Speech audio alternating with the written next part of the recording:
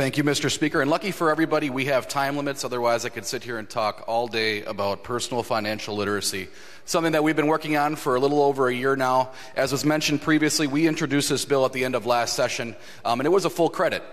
And quite frankly, I think if we had our best case scenario, this bill would still be a full credit. But we worked with DPI, we worked with many members on both sides of the aisle who may have had concerns. We dropped it down to a half credit to ensure that we could get all the support that we do right now with 57 co-sponsors in the legislature, and being able to move forward and hopefully pass this bill and have it become law in the very near future. Because right now, students don't know what they don't know.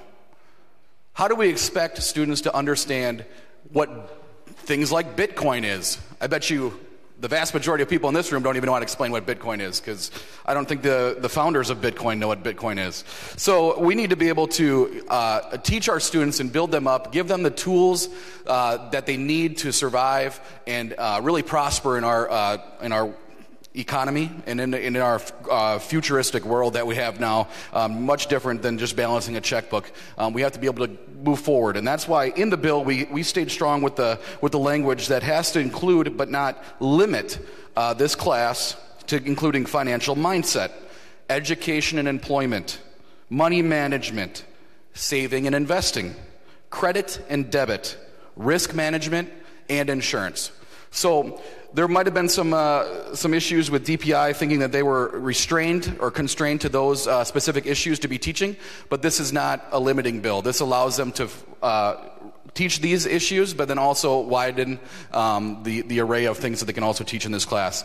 It was mentioned before that we do have these a bill like this on the books right now. In 2017, we passed a bill to have financial literacy taught in all schools.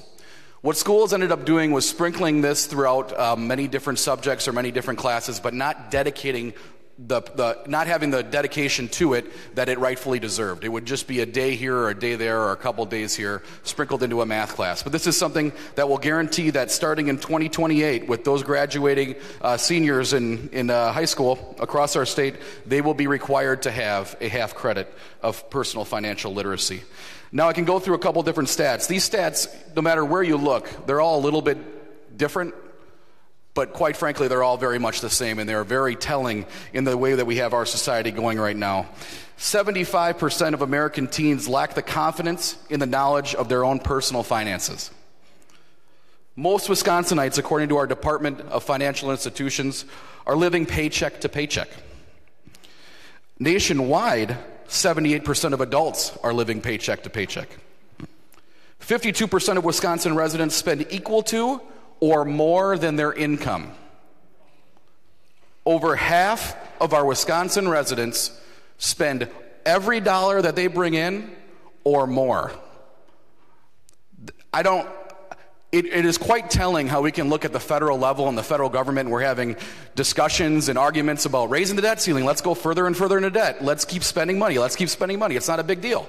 Well, we can see that is translating down into the fact that half of our residents in our state, and even more across the country, don't understand that we can't spend more than we bring in.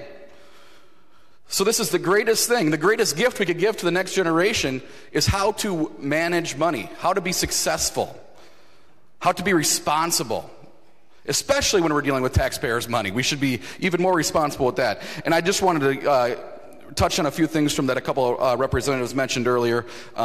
Representative from the 90th brought up this is an unfunded mandate.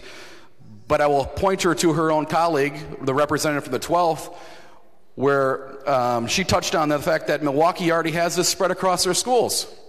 Oftentimes we hear that Milwaukee is the biggest struggling district in the whole state with funding, but they have dedicated their funding. They've prioritized part of the $17 billion that we spend in education every year on something that's incredibly important for their students, and they understand the importance of it.